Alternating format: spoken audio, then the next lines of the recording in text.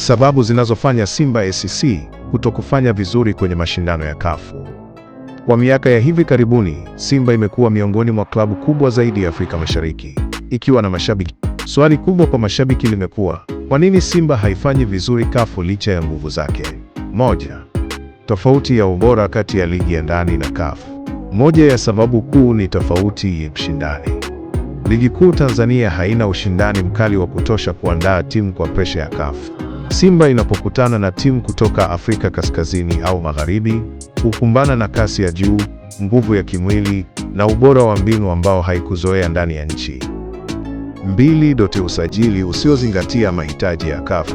Ingawa Simba hufanya usajili mzuri kwa ligi ya ndani, baadhi ya wachezaji hawana uzoefu wa kutosha wa mashindano ya CAF. 3. Shinikizo kubwa la kisaikolojia. Simba ni timu kubwa, na ukubwa huo huja na mzigo wa matarajio.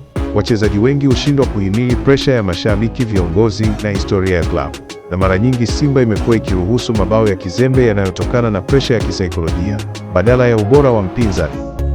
4. Utawala na mabadiliko ya mara kwa mara. Mabadiliko ya makocha, falsafa au mkakati wa timu huathiri uthabiti.